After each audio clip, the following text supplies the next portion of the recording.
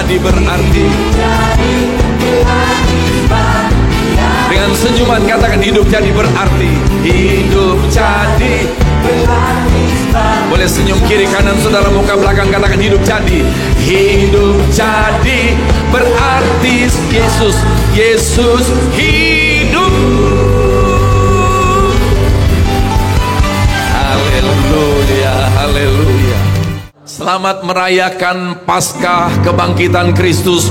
Bagi saudara diberkati Tuhan berlimpah, limpah, limpah. Haleluya. Nah, Bapak Ibu Saudara yang kasih Tuhan Yesus, mungkin engkau pernah mendengar orang lain yang mengatakan bahwa Yesus tidak disalibkan, tapi katanya diganti sama orang lain. Saudara, yang ngomong siapa?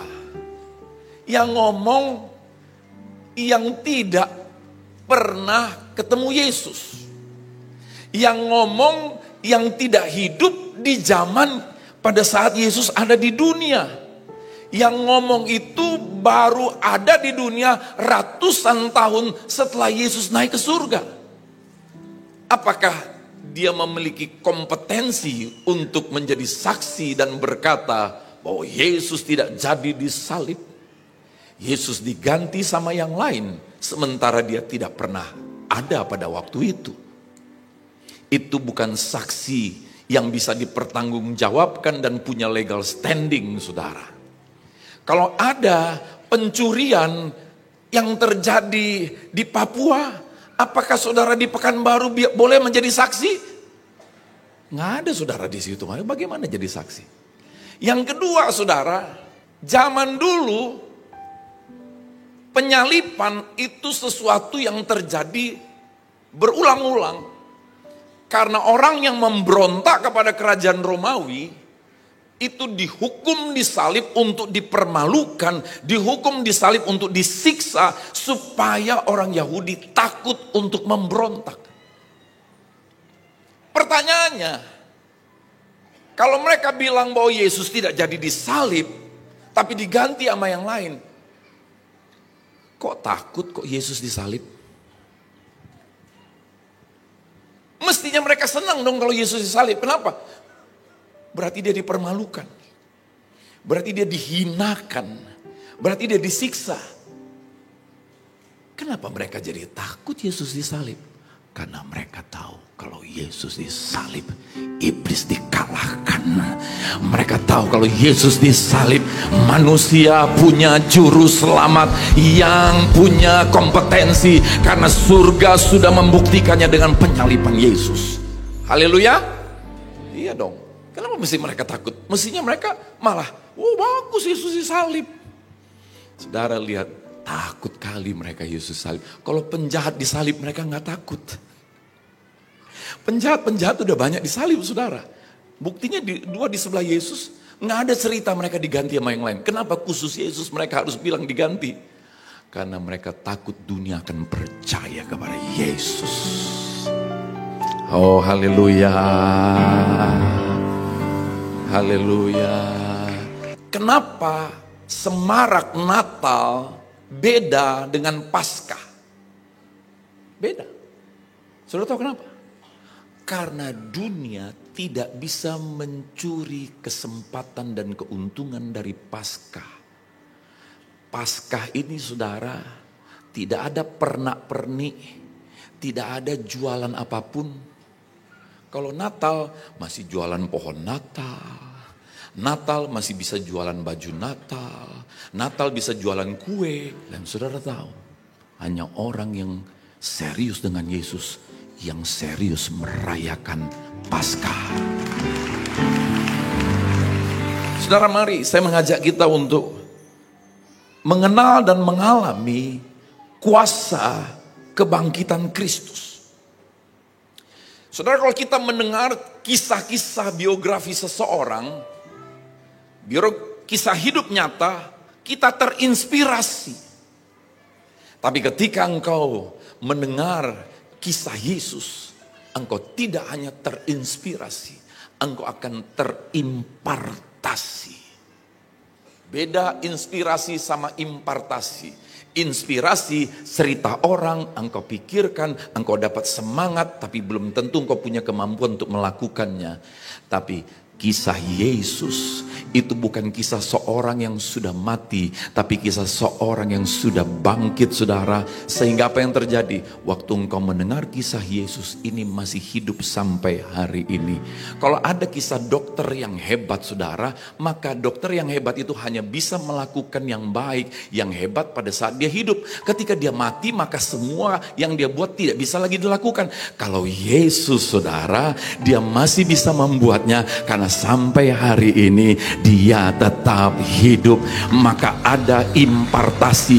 Ketika engkau mendengar kisah Yesus yang hidup ini, saudara, engkau tidak hanya mendapatkan inspirasi, engkau ingin melakukannya, tapi ada impartasi. Roh Kudus, kuasa Tuhan masuk dalam hidupmu, sehingga apa yang kau dengar dari Yesus, tentang Yesus, akan terjadi dalam kehidupanmu. Yang percaya, saudara, mari kita berikan sorak-sorai kemuliaan bagi Tuhan kita Yesus. 1 Korintus 15 ayat 16. Sebab jika benar orang mati tidak dibangkitkan, maka Kristus juga tidak dibangkitkan. Saudara, kita belajar mengenal kehidupan yang begitu berharga. Katakan kehidupan yang begitu berharga. Yaitu kehidupan yang tidak hanya di bumi ini lalu selesai sampai mati, tetapi sesudah itu ada kebangkitan. Kebangkitan Yesus memberikan kita satu kepastian bahwa, saudara, siapapun kita memang akan mati, tetapi pasti akan dibangkitkan. Haleluya. Mungkin saudara pernah bersedih dengan ayah, ibu, saudara, sanak famili yang begitu mengasihi, begitu baik, lalu dia meninggal dunia. Betul, kita sedih, kita rasa, saudara, sesuatu yang membuat kita sedih, saudara. Tetapi ketahuilah, dia pasti akan dibangkitkan. Haleluya. Kita pasti akan kumpul semuanya di rumah Bapa kita di surga. Haleluya. Nah, saudara, tetapi ada orang yang berpikir bahwa hidup ini hanya di dunia ini saja. Saya punya teman, orangnya pintar sekali, saudara. Lalu dia bilang gini, agama itu buatan manusia untuk nakut-nakutin manusia, supaya takut nanti berbuat jahat sehingga masuk neraka. Jadi dibuatlah agama. Sebenarnya itu hanya ciptaan manusia, sebenarnya itu tidak ada, karena sebenarnya manusia setelah mati habis. Saudara, ini teman saya orang pintar, saudara. Saya baru belajar ketika saya melihat seekor babi. Babi ini, saudara, siapapun pemilik babi pasti ingin babinya gemuk, bahkan overweight. Betul kan? Ya. Saudara, babi ini ketika dibesarkan, dipotong, dimakan, tidak ada seorang pun, saudara, yang melapor ke kepolisian. Sudah terjadi pembunuhan babi-babi di restoran. Kenapa? Karena bagi babi sesudah mati selesai. Tidak ada lagi kehidupan, tidak lagi ada kebangkitan. Haleluya. Taruh tangan di dadamu, katakan, aku berharga di mata Tuhan. Amin. Orang yang paling malang, kata Alkitab, ini orang paling malang. Perhatiin, saudara, mungkin kau merasa karena pekerjaanmu berat, kau pikir kau paling malang ya. Banyak orang juga pekerjaannya gampang tapi malang hidupnya, saudara. Mungkin ada anak-anak muda di sini belum dapat jodoh, kau pikir kau paling malang, ya kan? Tapi ini menurut Alkitab orang yang paling malang. Jikalau kita hanya dalam hidup ini saja menaruh pengharapan pada Kristus, maka kita adalah orang-orang yang paling malang dari segala manusia. Tetapi yang benar ialah bahwa Kristus telah dibangkitkan dari antara orang mati sebagai yang sulung dari orang-orang yang telah meninggal. Saudara, jangan mau jadi orang yang paling malang. Jangan pikir kalau bisnis kita baik, keuangan kita baik, rumah tangga kita baik, kita tidak orang yang paling malang. Belum tentu. Sebab orang yang paling malang definisi Alkitab adalah orang yang cuman berpikir bahwa hidup itu hanya di dunia ini saja. Orang yang paling malang, orang yang tidak percaya kebangkitan. Orang yang paling malang berpikir, saudara, tidak ada kehidupan kekal setelah kehidupan di dunia. Maka itu dia hanya serius untuk kehidupan dalam dunia ini saja. Dia nggak pernah serius untuk kehidupan sesudah di dunia ini. Itu orang yang paling malang. Coba tunjukkan wajah-wajah orang yang nggak paling malang, saudara. Ya, menurut saya sih, saudara, orang yang malang itu dia nggak mungkin gitu. Biasa orang paling malang. Coba lihat kiri kanan, orang malang atau orang beruntung. Aku berdoa di sini bukan orang paling malang, orang-orang yang beruntung karena Yesus. Amin, saudara. Amin. Oke, kita akan berpikir, oke lah, saya mau serius kehidupan sesudah di dunia ini, Pak. Lalu apa hubungannya dengan kehidupan di dunia? Saya mau serius dengan kehidupan rohani. Lalu apa hubungannya dengan kehidupan jasmani? Maka banyak orang, saudara, dia rohani di gereja. Di luar gereja, rohana maisi. Dia hanya mau memikirkan perkara rohani di gereja. Dia nggak memikirkan kehidupan hubungan dengan Tuhan. Ibadah, doa, firman itu hanya di 4 tembok gereja. Itu lumayan, saudara. Ada yang di 4 tembok gereja juga enggak. Saudara yang kasih Tuhan Yesus, jangan pikir bahwa kehidupan roh yang Yesus berikan tidak ada gunanya untuk kehidupan di dunia ini. Bahkan dengarkan, saudara, kehidupan yang Yesus sediakan bukan hanya nanti sesudah kematian, tapi sejak di dunia ini Tuhan sudah sediakan kehidupan bagi saudara. Engkau mulai mengalami kehidupan kekal sejak di dunia ini dan kehidupan kekal sesudah di dunia ini. Tuhan mau engkau selamat bukan hanya nanti setelah kematian, saudara, tapi Tuhan mau engkau selamat sejak di bumi ini. Pikiranmu selamat, hatimu selamat, perkataanmu selamat, perbuatanmu selamat, perjalanan hidupmu selamat, tubuhmu selamat, kesehatanmu selamat, keluargamu selamat, pekerjaan bisnis usahamu selamat. Dimanapun engkau di dunia ini selamat, dan sesudah di dunia ini engkau selamat. Tuhan sediakan keselamatan yang sempurna di dalam Yesus Kristus. Kenapa orang gak mau serius dengan kehidupan sesudah di dunia? Karena dia pikir tidak ada hubungannya dengan kehidupan di dunia ini. Ya Pak, soal surga, soal Tuhan, ya gak ada hubungan sama bisnis, gak ada hubungan sama pekerjaan. Mari Bapak Ibu Saudara, saya mengajak kita melihat ada seorang yang hidupnya saleh. Ayub 1 ayat 1 mencatat, dia jujur, takut akan Allah, menjauhi kejahatan.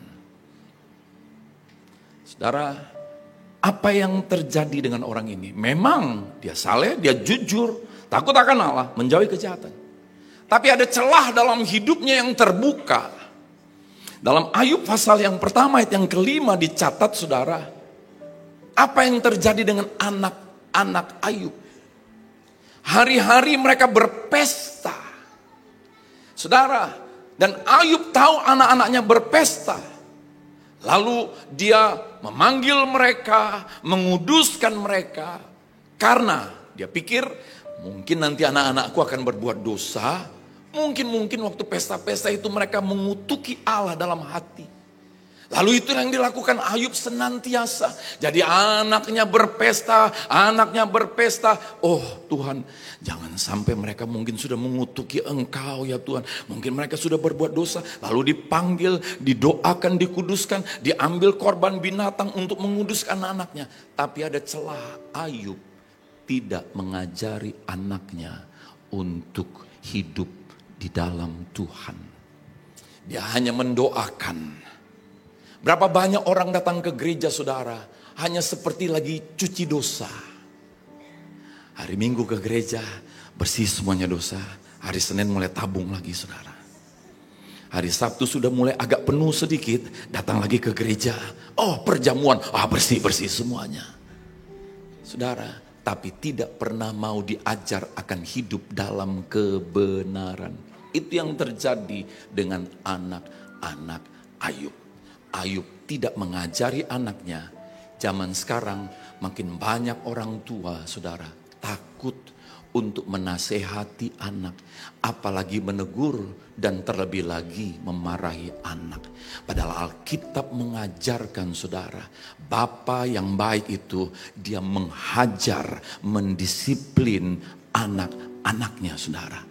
Dan saya mau kasih tahu kepada saudara-saudara semuanya, anak-anak muda, beruntunglah engkau kalau ada orang, baik papa, mamamu, ataupun saudara seimanmu, masih mau memberitahukan yang baik, masih mau menasihati, masih mau menegur engkau, karena engkau yang akan selamat, engkau yang beruntung kalau ada orang-orang di sekelilingmu. Saya mau katakan kepada saudara hari ini, dengar saudara, mengerikan kalau ada orang yang di dalam hidupnya tidak ada orang yang bisa memberitahu kepada dia, tidak ada orang yang bisa menasehati dia, tidak ada orang yang bisa memarahi dia. Itu orang berbahaya. Kenapa? Karena semua kita saudara akan mengalami keadaan di mana kita seringkali tidak tahu kita salah. Kita butuh ada orang yang dipakai Tuhan supaya kita tidak binasa tapi selamat sejak di bumi ini. Yang percaya, mari kita rayakan Tuhan kita Yesus.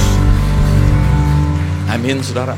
Saya sebagai hamba Tuhan, saya memiliki orang-orang yang saya beri akses untuk tegur saya, untuk marahi saya saudara. Kenapa? Karena saya sadar betul saudara, tidak ada seorang pun yang sempurna. Semua manusia saudara punya kelemahan yang harus terus bertumbuh di dalam Tuhan Yesus. Yang sempurna adalah apa? Ketika saudara dan saya sudah berjumpa dengan Bapa di surga.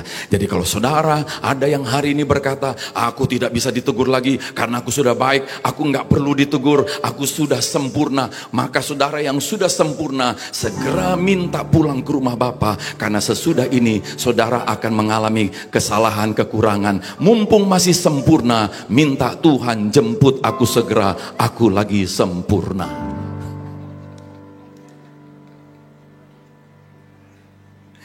Jadi anak Tuhan itu saudara, nggak usah takut dinasihatin orang, nggak usah takut ditegur orang. Apalagi kita tahu saudara, ini untuk kebaikan kita. Kenapa saudara beruntung? Sebab orang yang mau menegur kita, menasihati kita, bahkan marahin kita, itu dia datang dengan energi saudara. Berarti dia keluarin energi. Saudara terima energi. Haleluya. Saudara, ini menjadi celah bagi iblis menyerang Ayub. Ayub diserang saudara. Dia kehilangan harta, kehilangan anak-anaknya, kehilangan kesehatannya, sakit borok. Mengerikan sakitnya Ayub sampai harus digosok pakai batu saudara. Karena saking gatalnya sakitnya luar biasa saudara. Dan tidak berhenti sampai di situ. Akibatnya saudara, istri Ayub kecewa dan frustrasi. Lalu menyuruh Ayub mengutuki Tuhan dan bilang begini sama suaminya, matilah kau.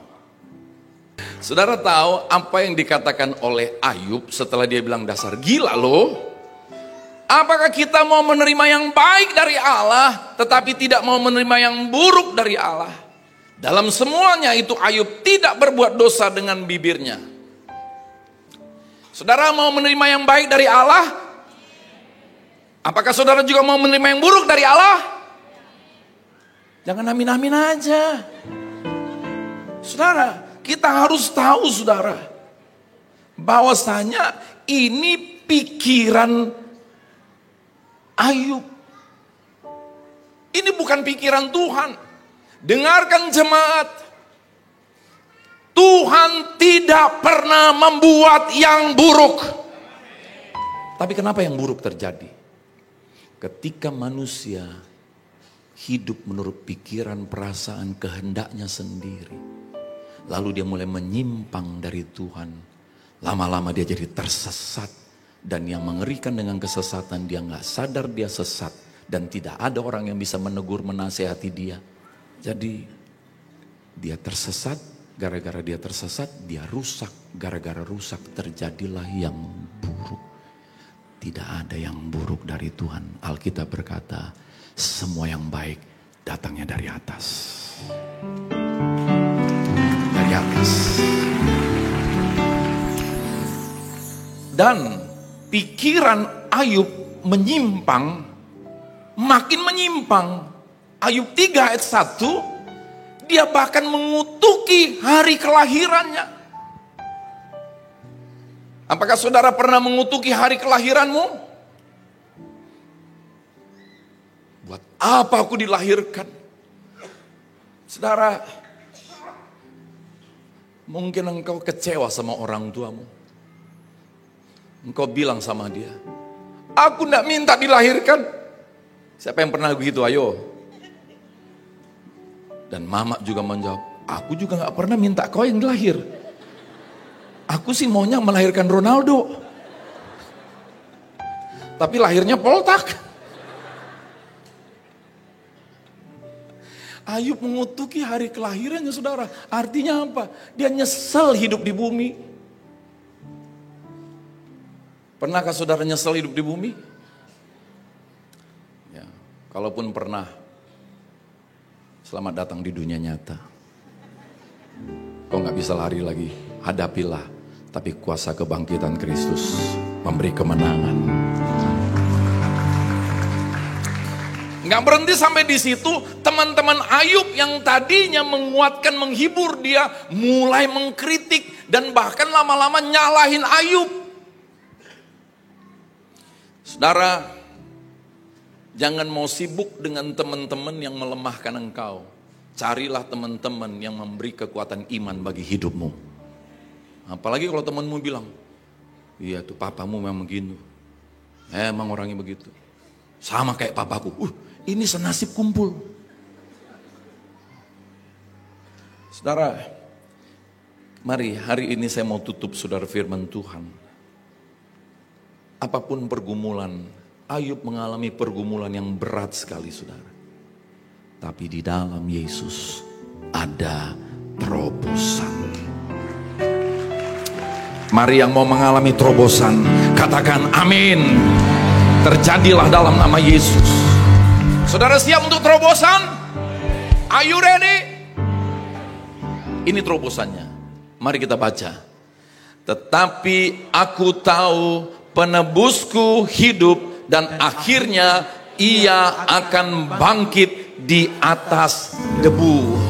Hampir 2000 tahun sebelum Yesus datang ke dunia, Ayub sudah mendapat pernyataan. Ayub mengalami perjumpaan dengan Tuhan.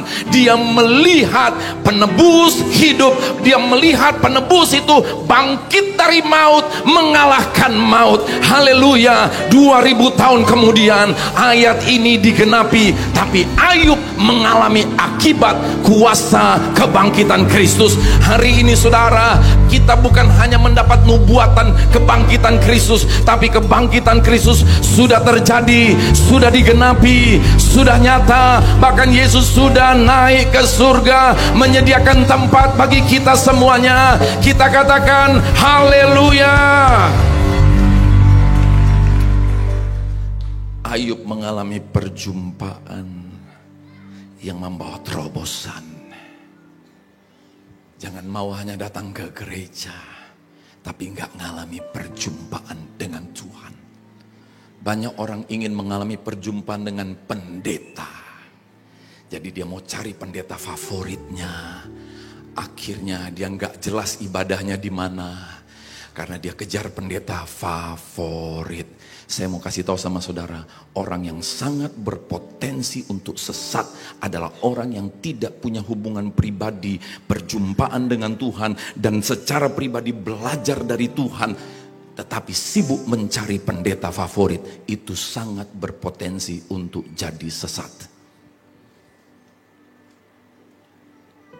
Sejarah sudah membuktikan, saudara, begitu banyak yang terjadi.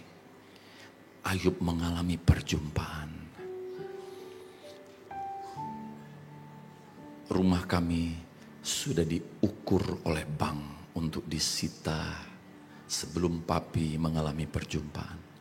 Ayah saya 5 tahun kata dokter paling lama hidup karena komplikasi.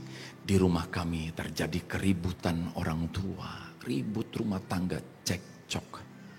Tapi satu kali ayah saya mengalami perjumpaan yang bukan hanya mengubahkan nasibnya, hidupnya, mengubahkan kami sekeluarga.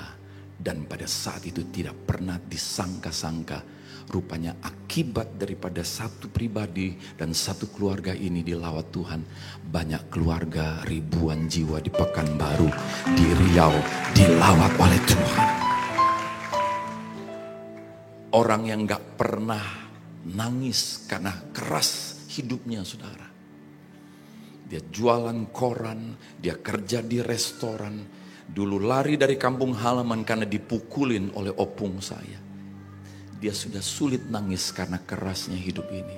Tapi satu kali ketika seorang pendeta khotbah dan dia berkata, engkau yang hidupmu rusak, engkau yang jauh dari Tuhan, Tuhan mengasihimu, Tuhan mau selamatkan engkau. Maju ke depan. Saudara, ayah saya masih kurus, rambut panjang, pistol nempel di sini, maju ke depan. Kami sekeluarga kaget, dia nangis, saudara. Hari-hari kerjanya mabuk, saudara. Tapi malam itu dia nangis dilawat Tuhan. Malam perjumpaan itu menjadi malam paling bersejarah dalam kehidupan kami sekeluarga. Saya mau bilang kepada saudara, Tuhan Yesus mau engkau mengalami perjumpaan dengan Dia.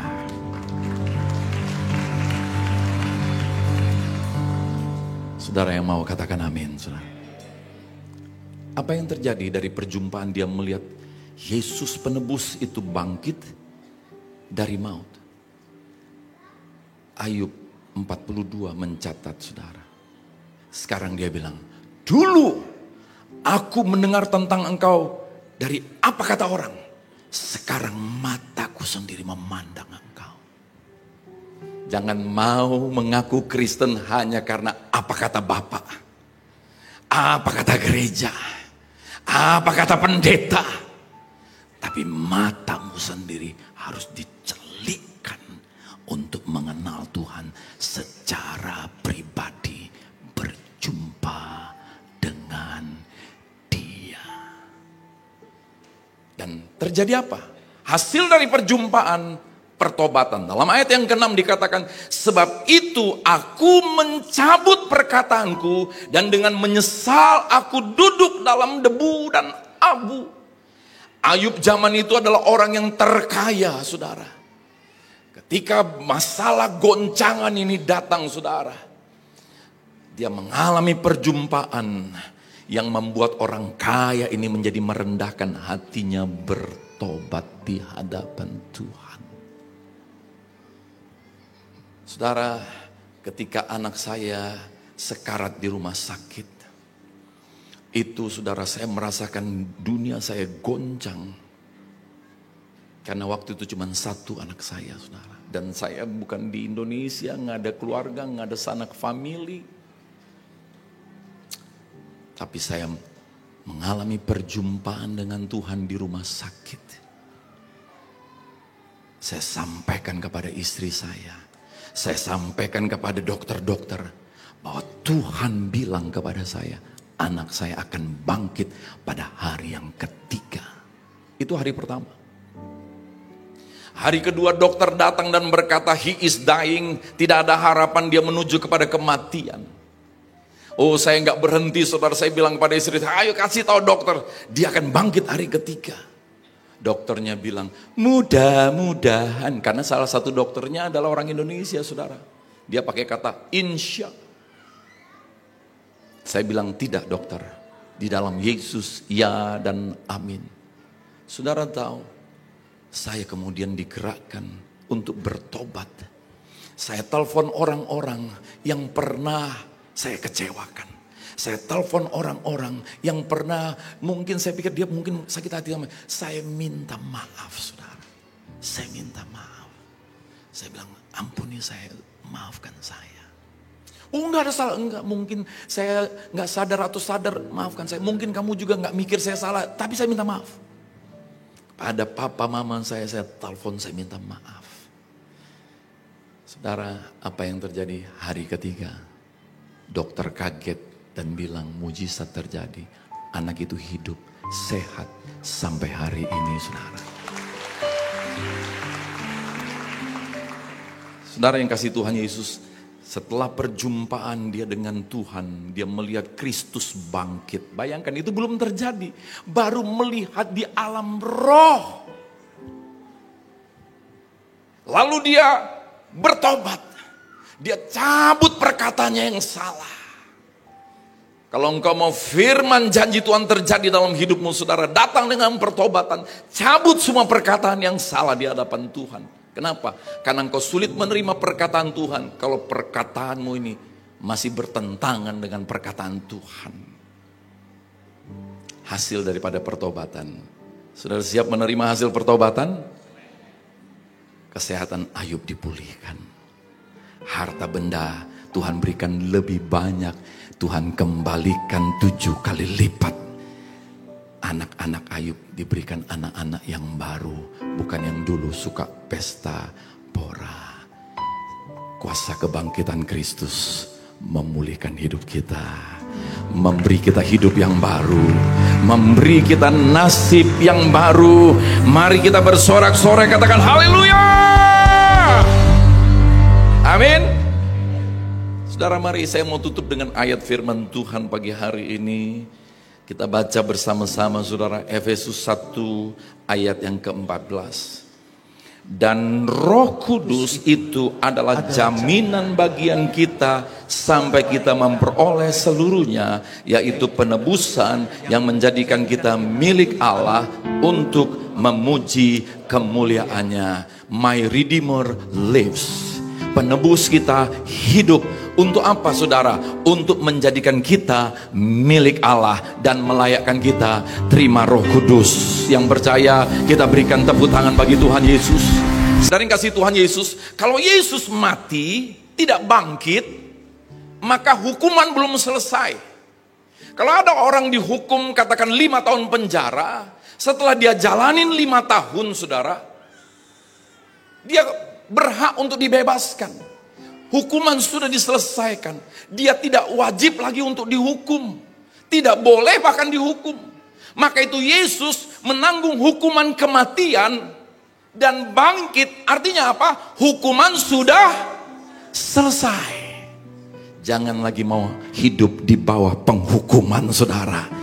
Kadang-kadang kita jadi anak Tuhan masih hidup di bawah penghukuman. Oh, saya ini sial hidupnya. Saya ini nasibnya buruk. Dengarkan, saudara, orang yang percaya dan menerima darah Yesus sudah menguduskan, menebus dia. Tidak lagi ada kutuk, tidak ada lagi nasib sial, tidak ada lagi hari buruk. Semuanya hari baik di hadapan Tuhan. Semuanya punya masa depan yang gilang gemilang. Haleluya. Saudara, penebusan menjadikan kita milik Allah. Kalau saya sudah beli ini di supermarket, harga 50.000, saya bayar 1 juta, lebih dari cukup gak? Lebih dari cukup? Tahukah saudara, Yesus bayar hidupmu lebih dari cukup.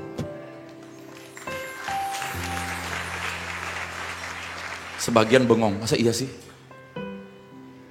Lalu saya bawa pulang. Saya bayar 1 juta nih, harga 50.000. Anggap 50.000. Atau ini 5.000, oke. 5.000. Saya bayar 1 juta. Saya bawa pulang. Di jalan, yang punya supermarket kejar saya. Ambil ini. Hei, diambil. Perampok nggak? Perampok nggak?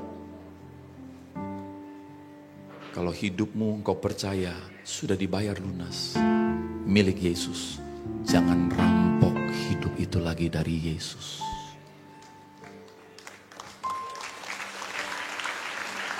Jangan rampok hidup itu dari Yesus. Menurut saudara, keterlaluan nggak?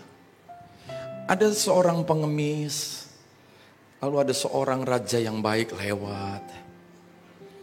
Dia membawa 7 keping roti, saudara. Lalu pengemis itu dengan belas kasihan minta yang raja kasih 1. Begitu dia mau jalan, nanti dia kasih lagi, kurang. Tapi dia berbelas kasihan, dia kasih 6. Dia bawa 1. Begitu dia jalan, tiba-tiba pengemis berdiri, kejar dia, rampok, ambil yang 1 ini. Jahat gak itu pengemis? Berapa banyak orang hari ibadah khusus hari Minggu, cuman 1 hari aja, 1 itu pun masih dirampok.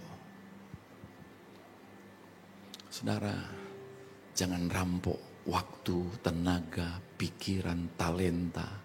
Semua yang ada pada kita itu milik Tuhan. Buktinya apa? Ketika Tuhan bilang, SK turun, pulang, nggak bisa nolak. Alat pacu jantung, udah listrik tegangan tinggi, badan bergetar, mati aja. Nggak ada yang bisa. Semua punya Tuhan. Amin, saudara. Saudara yang kasih Tuhan Yesus, hari ini, tahukah saudara, betapa seriusnya Yesus? Tuhan sangat serius sama manusia. Tapi apakah manusia serius sama Tuhan? Tapi hari ini apapun keadaanmu, tidak ada yang ditolak oleh Tuhan. Tuhan Yesus mengasihi setiap engkau. Apakah engkau sadar Tuhan begitu serius sama engkau? Dia bayar engkau lebih dari cukup karena dia serius sama saudara. Mari hari ini saudara, karena Yesus bangkit, aku pun bangkit. Karena Yesus serius kepadaku, aku pun serius bersama dengan dia. Aku mau hidupku dipulihkan Tuhan. Aku mau mengalami perjumpaan dengan Tuhan. Aku mau mengalami pertobatan dengan Tuhan. Dan aku mau hidupku ini sudah dibayar lunas. Hidupku milik Yesus. Aku hidup bukannya aku lagi, tapi Kristus yang hidup di dalam aku. Selamat merayakan Paskah kepada jemaat yang kukasihi. Tuhan Yesus memberkati kita semuanya. Mari kita berdoa.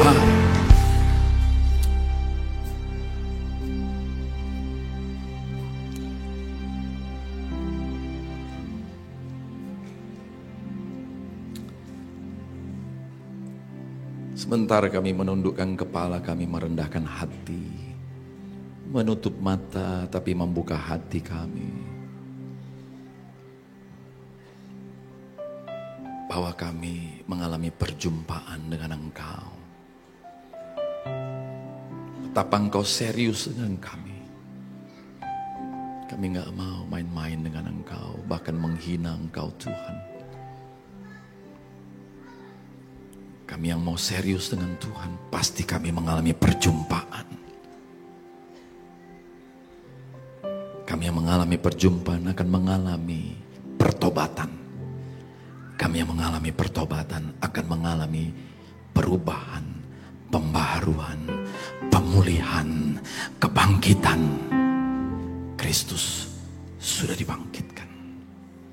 Kami gak mau jadi orang yang paling malang, yang hanya serius memikirkan hal-hal yang di dunia ini, tapi tidak mempersiapkan untuk kehidupan setelah di dunia ini. Kami tidak persiapkan sejak di dunia ini. Kami bukan hewan. Kami berharga di mata Tuhan. Kami tidak hanya hidup di dunia ini, tapi ada kehidupan sesudah di dunia ini. Tetapi kami mau serius sejak di dunia ini. Terima kasih Tuhan. Berapa engkau mau berkata hari ini, aku mau mengalami perjumpaan dengan Tuhan. Berapa engkau mau berkata, aku mau mengalami Tuhan yang begitu serius sehingga aku jadi serius sama Tuhan. Aku mau mengalami pertobatan. Kalau engkau orangnya, taruh tanganmu di dadamu masing-masing, saudara. Engkau yang mau berkata, aku mau mengalami pemulihan, pembaharuan. Seperti Yesus bangkit, aku mau ikut dibangkitkan. Kalau engkau mau berkata, aku tahu engkau sudah membayar lunas hidupku. Aku gak mau merampok hidup itu darimu Tuhan. Engkaulah pemilik hidupku. Tubuh, roh, jiwa, hati, pikiranku Tuhan. Pikiran, perasaan, kehendakku milikmu Tuhan. Talenta, karunia, waktu, tenaga milikmu Tuhan. Semua yang ada padaku milikmu Tuhan. Terima kasih engkau masih mau mempercayakan kehidupan kepadaku. Kalau engkau orangnya, mari katakan, inilah hidupku,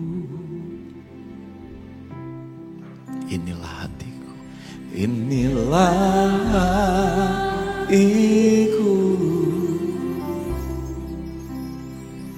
inilah segala yang ku miliki, segala yang ku harapkan.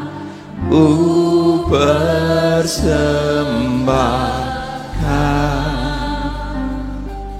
bagimu. Engkau yang sungguh dari hatimu, nyanyikan. Inilah hidupku, inilah hatiku,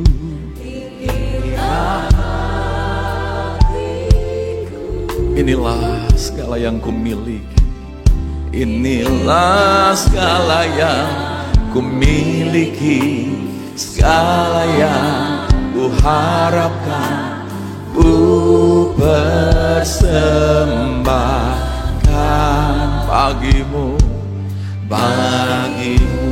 Sebab engkau Tuhan, engkau Tuhan yang layak disembah. Yesus Raja atas segalanya.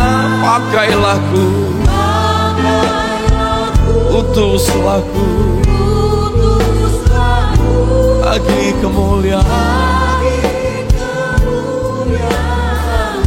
Engkau Tuhan, engkau Tuhan yang layak disembah. Yesus Raja atas segalanya. Pakailah ku, utuslah ku bagi kemuliaan-Mu. Engkau Tuhan yang layak disembah. Yesus Raja atas segalanya. Mari yang mau katakan, pakailah ku, utuslah ku bagi kemuliaan-Mu. Ini menjadi doa kami Tuhan. Inilah hidupku, inilah hidupku, inilah hatiku, inilah hatiku, inilah segala yang ku miliki, inilah segala yang ku miliki, segala yang ku harapkan, ku persembahkan.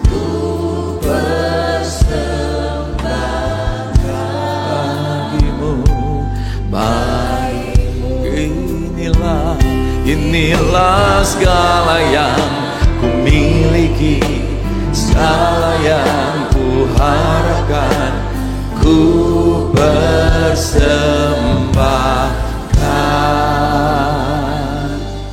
bagimu.